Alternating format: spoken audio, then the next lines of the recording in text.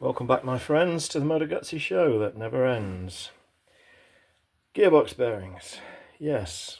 Now, I don't know if you remember my previous videos where I showed you the state of my Moto Guzzi gearbox that had been left full of water. Well, after a good inspection, I determined that these bearings were knackered and needed replacement. Now, the bearings in question are the input shaft and the output shaft. So let's have a look at the parts book. The ones in question are these two here. And if we look at the legend on that side, this is the part number that we're looking at. Okay, so this is from the 74 Guzzi, and earlier this is a 5-speeder. So this also applies to, I would think, the majority of the Tonti frame models as well. Certainly from memory it's very similar to my 1000 SP. Okay, so those two bearings. These are the ones in question. I don't know if you can hear it. A little bit noisy, a little bit notchy. One of them was spalling.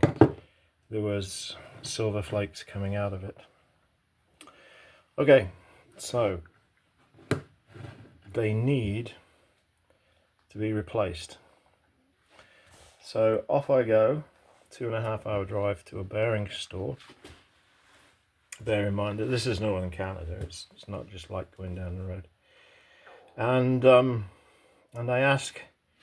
I take this in and I ask for a new one, which they don't have. So they order me some bearings, which if I want to pay freight on them is going to cost me, I don't know, $70 or $80. But they can come in on the next normal shipment. So I said, okay, let's do that.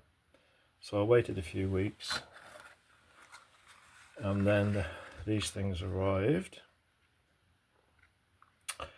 And I said, who are they? Oh, yeah, another good Canadian bearings. You know, well, I said, as long as they're not Chinese, because I don't want to put Chinese bearings in my bike. Okay, no, these are fine. We sell loads of these. Okay. So I came back and preparing myself to rebuild the box. I remembered a video that I'd seen some while ago about shimming the box, because you have to shim the shafts on this gearbox. I don't want to get into the intricacies of it, but I remembered this this very good video. Now this is from Mike's Machines, and it's to do with shimming the 5-speed box. Now this guy is Bill Finnegan. He's a Moto Guzzi expert from Australia. Very knowledgeable guy, lots of experience, and was trained at the Moto Guzzi factory, so he knows what he's talking about. Okay, right, now bear in mind that this is not the same box as mine. This is a Le Mans box with straight cut gears. But Bill does mention in this video that the bearings to use are 28 ball bearings. These bearings, the originals, have got 28 balls in them. Okay, so that made me think, well, what are these ones that I've bought? What are these? What have they got? And so I looked at it, and these are sealed, but that's no big deal, because all you got to do is stick your fingernail under there, pull the seal off. I won't do it on this one. Okay, so I did do it on this one, and I saw this. Well, there's not 28 balls in there. So who made this? Who made this? Is there a name on it? No, there's just a number. It's just a number. Okay. So this has got a steel cage. This old bearing's got a steel cage. Well, what's this got? Well, it's plastic. And if you, I didn't know what it was because it's brown, but if, you can't see it now, but if you put a pick in there, like I did, to give it a little gentle, tiny gentle tug, it snapped right away. So this is one of those polyamide or plastic or what the hell they are, I don't know. Okay, so that got me thinking. So I pulled the other one out and I looked at it and flipped it over. And then I saw the magic words, China.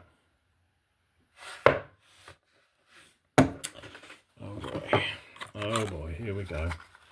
Go back and look at the box.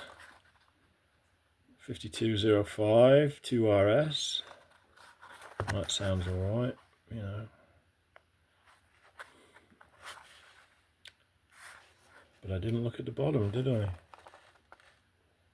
Made in China. Okay. Now, people have got their own theories on Chinese manufacture, and so do I.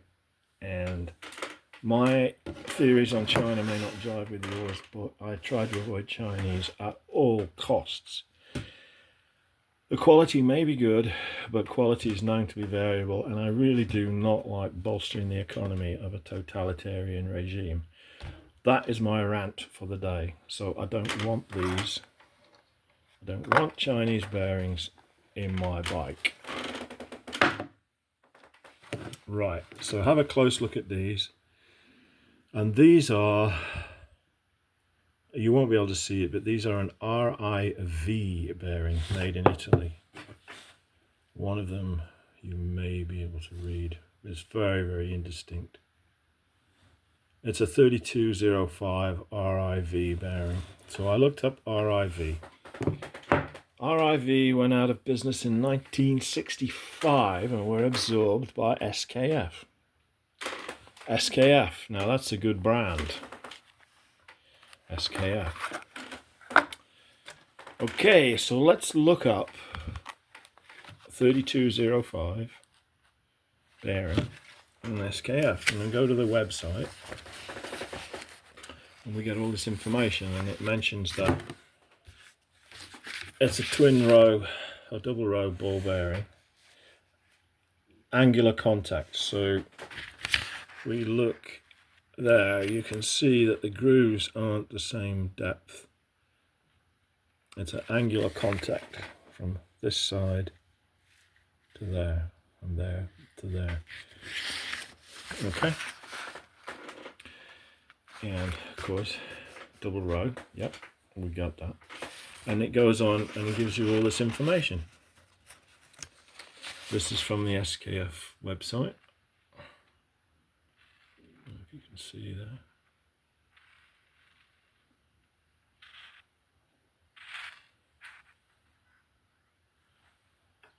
Anyways, gives the dimensions.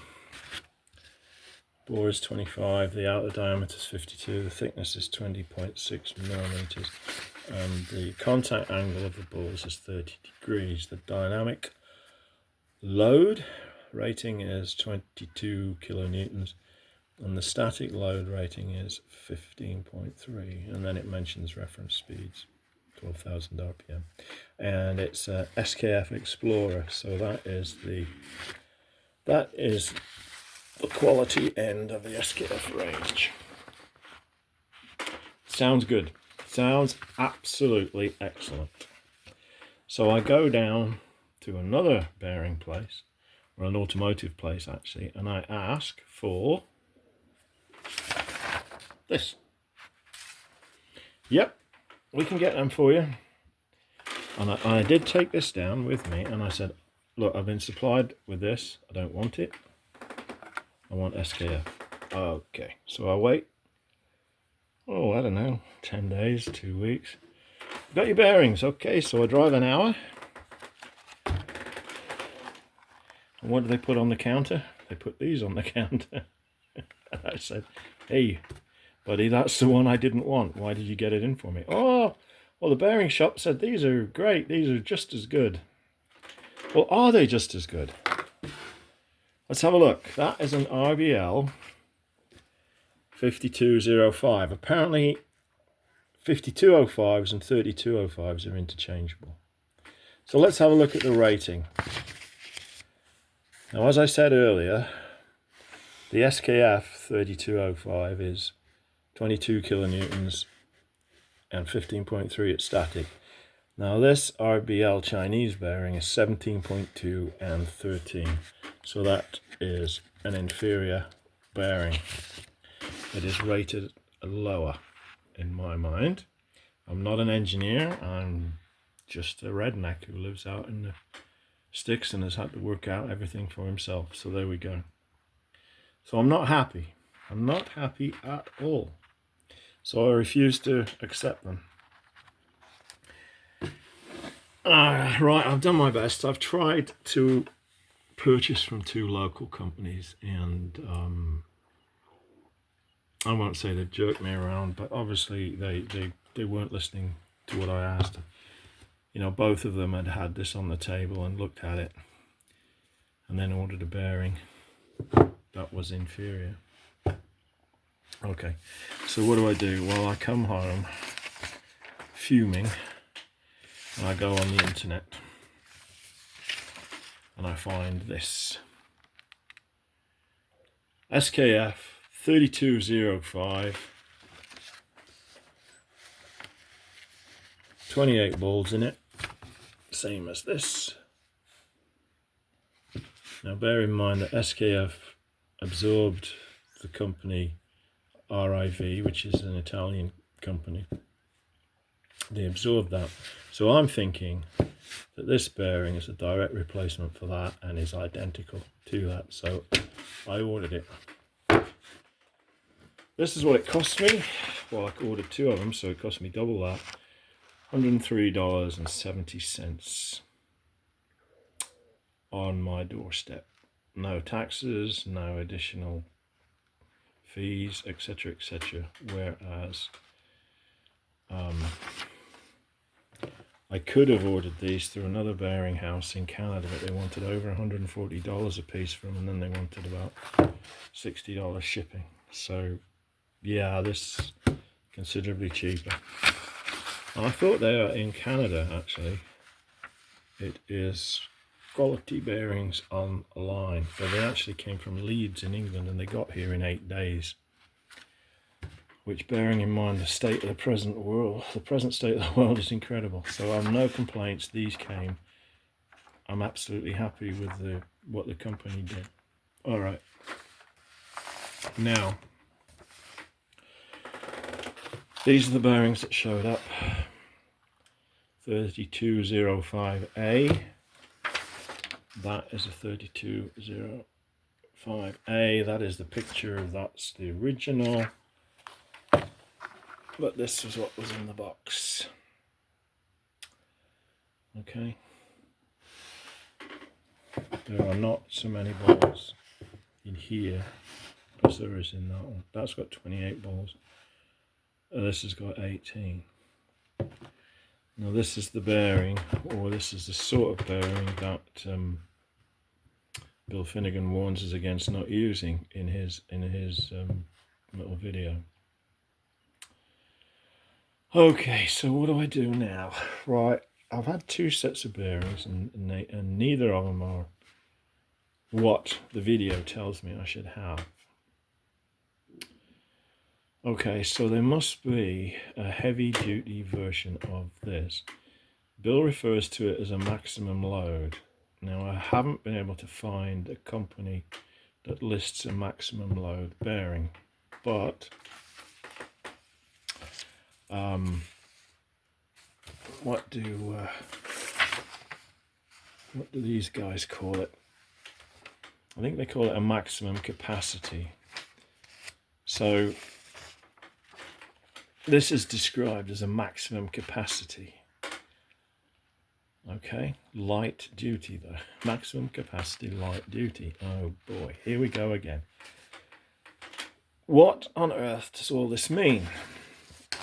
Well, let's do some research. Let's look up as many bearings as we can find that meet the designation 3205 or 5205, because those seem to be interchangeable. Right, so we've done the RBL. The RBL is what I was supplied in the green box. We've got the SKF, which is this little beauty.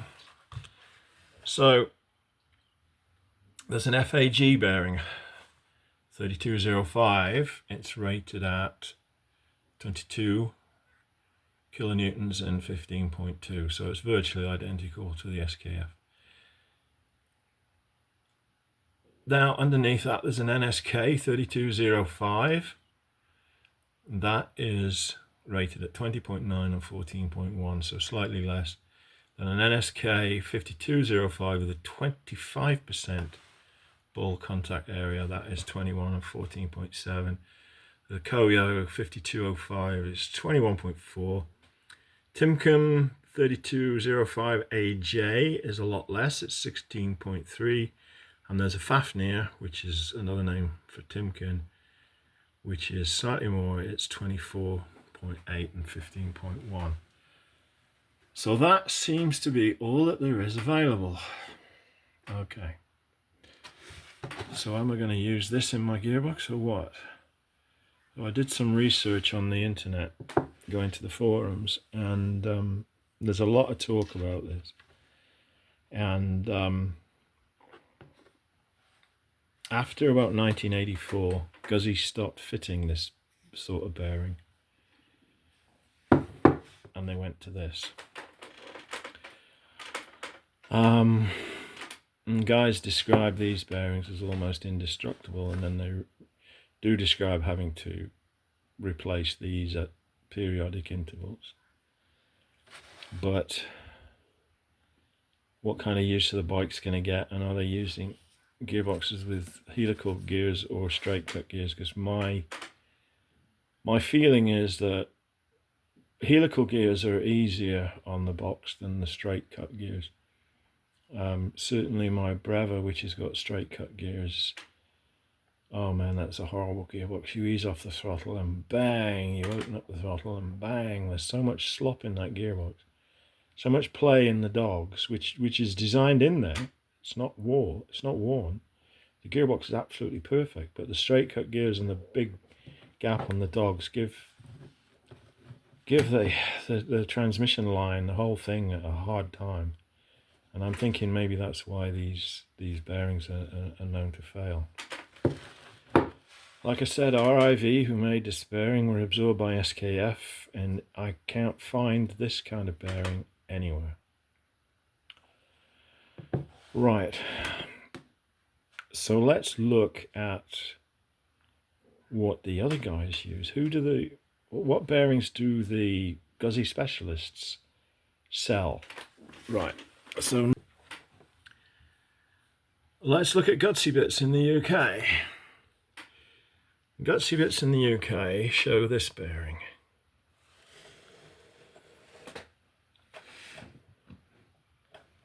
Does that look like that? Does that look like that? No, it doesn't. It looks more like that. It's got the same number of balls. If you count them, there's 18 balls in that one. Same as this. Okay, so that's what Gutsy Bits sell. And I know Gutsy Bits is a good company, and they wouldn't deliberately put anybody wrong. I know that for a fact. Now, on the continent, we've got Stein Dinser.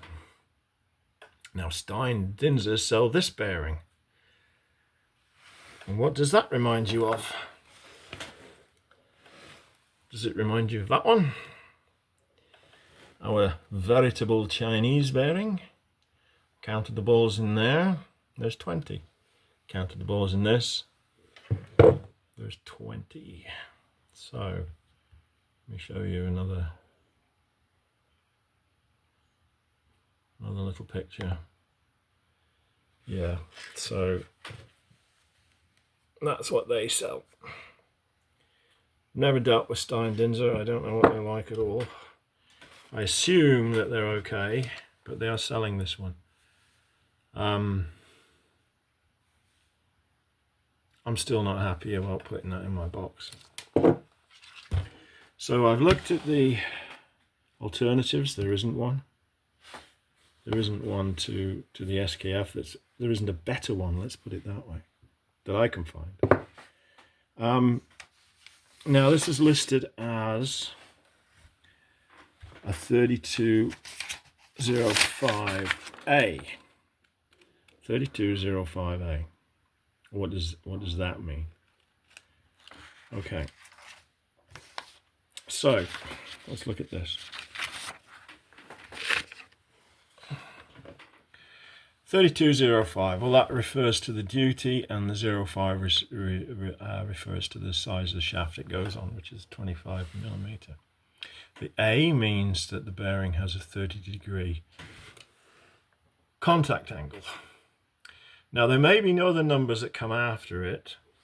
If there's a 2RS1, it means it has rubber shields like this. That doesn't matter. You can pull the shield, the rubber seals off. If it's got two Zs, ZZ, it means it has two metal shields. That's fine. You can pull them off as well, because this bearing runs open inside the gearbox, being lubricated by the gear oil. If it has a TN9 on it, that means it has a glass fiber PA66 cage. Now the cage is the thing that holds the bearings in. That is a steel cage. So is that. That is a plastic cage, or a polyamide, or something like that. Okay. So you will see SKF bearings with that number, and then you will see the TN9 on it. So if it's got a TN9 on it, you know it's got a plastic cage. The other things that you might see, I'm just doing the basics here. This bearing is a CN, which is a normal tolerance. If you see a C3 on it, it means it has a wider tolerance than normal. C4 is even more, and a C2 is less than normal tolerance. So inside an engine where it gets hot, you're probably looking at bearings with a C3 tolerance, which is like the Norton Commando main bearings, that kind of thing. In a gearbox which doesn't get hot, CN, or normal, or just nothing. You know, the SKFs don't have anything if it's a CN. They're fine because the gearbox doesn't get that hot. You could put a C3 in if you want to, but I don't think it's necessary. So we've looked at the nomenclature right now. There was one thing, other thing I was going to mention. I'm going for a steel caged bearing, and it's not only for the heat, it's for other things too, for other reasons too. Now, where is my piece of paper? Right, okay.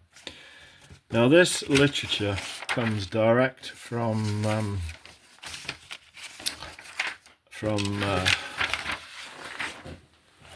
of SKF themselves, and it's the effect of aging on the glass fiber polyamide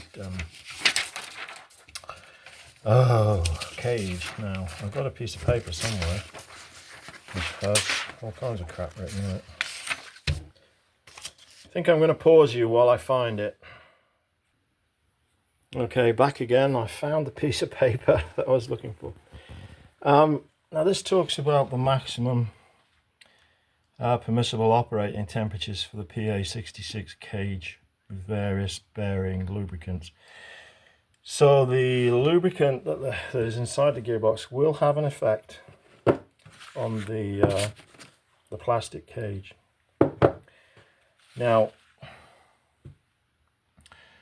the permissible operating temperature varies according to what lubricant you've got. So oils without extra pressure additives, try to get a focus on this.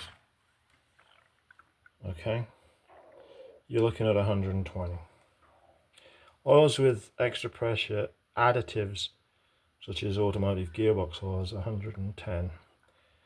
Now, if you go to hypoid heavyweight gear oils with EP additives, you're down to 100 degrees C. Okay. People say that synthetic oil is hard on these cages too. Well, is it? Well, according to SKF, this is straight from SKF's website. When we look at synthetic oils, there's quite a difference between the polyglycol polyaleofins, I think, and the phosphate esters at the bottom. The phosphate esters, 80 degrees is the maximum operating temperature permissible.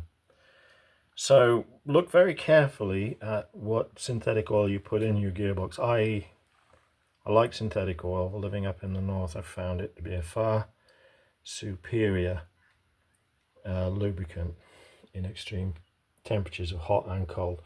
But all synthetics are not created equal. So have a good look at at what your synthetic's made out of. Now the better synthetics like Amsoil and those companies, that is indeed what they are. Right, this graph here shows the aging effect on your glass fiber polyamide bearing cages. So if you are running with these, you know, just bear this in mind. I'm going to go with a steel cage. I'm going to go with these SKFs. Right, so that's something to bear in mind. Okay, so I spoke about the trouble I had getting a bearing. I've spoken about the controversy regarding these three 28 balls, 18 balls, 20 balls, polyamide steel. Now, I've spent a lot of money and a lot of time. It's close to 3 months working all this nonsense out. So what am I going to do? Right, well, what I'm going to do, I'm going to use the SKF. I can't get those anywhere. So SKF's a good bearing. This Explorer, which is the top of the line. So this is what I'm going to use. Now, the way I'm going to do it, there is some people say that synthetic oil is too slippery. I think that's a load of nonsense myself, but there is some evidence to say that balls can scuff in synthetic oil. So what I'm going to do is I'm going to put these in the gearbox. I'm going to fill it with mineral oil. I'm going to run it for 1,000 kilometers, then I'm going to drain it out. And because the gearbox has been apart, I expect to see a bit of swarf and a bit of crap come out of there. And then she's going to get filled up with synthetic and be filled up with synthetic every year after that, providing it doesn't blow up or leak badly. But that's my intention. I'm going to use these bearings. I wish I could take Bill Finnegan's advice, but it just doesn't seem to be possible, and I haven't seen a bearing number anywhere for a direct replacement for that. So if you do know where we can get one of these maximum capacity bearings, let me know, because I can't find it anywhere. And this bearing dates from pre-1965. Not available anymore. RIV don't exist anymore. But then again, this modern replacement from SKF is also designated a maximum capacity. So there we go, quite a conundrum. Yeah, just thought I'd bring this topic up. Sorry it's been so long-winded. If you stayed this to the end, you're doing bloody well, I'll tell you that. So, anyways, the next time you see this bearing, well, you won't see it. It'll be inside a gearbox, hopefully. So until then, take care of yourselves. Look after one another. I'm going to put up this so you can have a look at the ratings of the bearings. And remember, where you can see that video is on Mike's Machines YouTube channel, shimming the 5-speed Moto Guzzi gearbox is what it's called. So until then, take care of yourselves, look after one another. Rubber side down, shiny side up. Ride them Guzzies. Bye bye.